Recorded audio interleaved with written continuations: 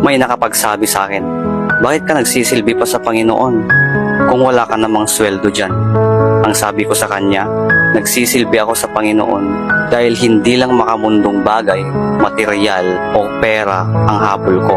Kasi isipin mo simula nung sinakripisyo ng Panginoon ang kanyang buhay, maraming patak ng dugo ang lumabas sa kanyang katawan at habang pumapatak ang bawat dugo niya, nahuhugasan ang kasalanan mo. Sana papunta kang impyerno kapatid, pero hindi. Sinakripisyo ng Diyos ang buhay niya para maligtas ka, para mabigyan ka ng buhay na walang hanggan sa langit. Kaya sana magsakripisyo ka rin sa Kanya, bumawi ka sa Kanya. Kasi kapatid, hindi lang naman pang external ang gusto ko kaya ako nagsisilbi. Gusto ko din internal. Habang nagsisilbi ako sa Diyos, habang inuuna ko ang Diyos, inuuna naman niya ang kapakanan ko at inuuna niya rin ang pamilya ko. Yan ang hindi mabibili ng pera. Kaya maginhawa ang buhay ng pamilya ko. Kaya nalalayo sila sa kapamahan kasi I cry out to God. Pinagdarasal ko sila. At hindi yan mabibili ng pera. Kasi hindi yan magagawa ng ordinaryong tao. Diyos lang ang makakagawa niyan. At ang sabi dito sa 1 Corinthians 15 verse 8, therefore, my dear brothers and sisters, stand firm, let nothing move you. Always give yourself fully to the work of the Lord, because you know that your labor in the Lord is not in vain. So stand firmly.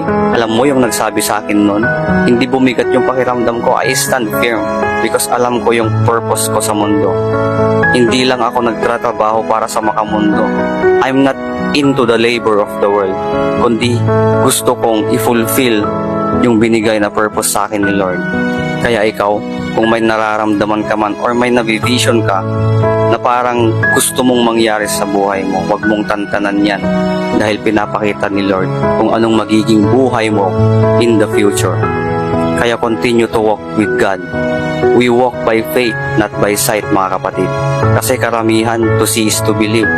Bago ako magsilbi sa Panginoon, dapat maayos muna buhay ko. Dapat successful muna ako. Baliktarin mo kapatid. We walk by faith, not by sight. To believe is to see. Dapat maniwala ka muna sa grace of God. Dapat maniwala ka muna sa Diyos, yung kakayahan niya bago niya baguhin yung buhay mo. Sabi dito, always give yourself fully to the work of the Lord, because you know that your labor in the Lord is not in your vain. Si kapatid, kapag nagtatrabaho ka sa isang kumpanya, yung pagod paghihirap mo, dugo at pawis, kapag hindi ka na kalugod-lugod sa kumpanya na yon, tatanggalin ka nila. Your labor is in vain. Pero tignan mo, not unlike kapag nagtatrabaho ka para sa Diyos, sabi dito, your labor is not in vain. Kahit nanghihina ka na, kahit wala ka ng kakayahan, kahit parang pa-retire na yung mind mo and body mo, pero hindi yun mawawalan ng kabuluhan yung trabaho mo sa Diyos. Kasi ang Diyos nagbibigay pabalik. Ang Diyos bumabawi sa'yo. Serving the Lord is no retirement, kapatid.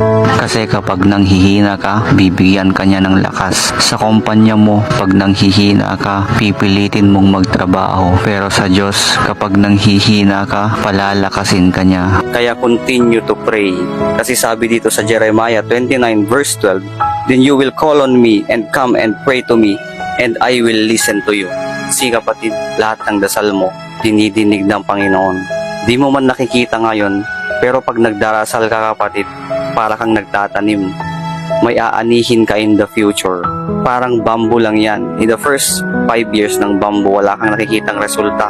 Pero after 5 years, yung 1 week niya, everyday, 5 inches ang nadadagdag sa paglaki niya. Imagine that. Yung bamboo na yon, dinidiligan mo, inaalagaan mo, pero parang susuko ka na kasi wala kang nakikita in the 5 years.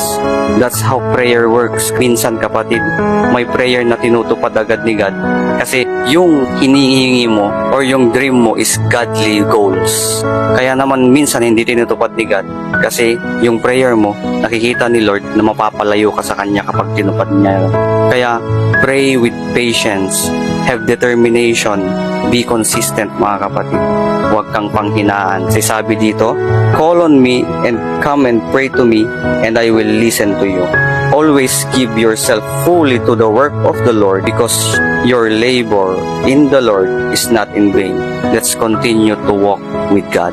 Always remember that God loves you.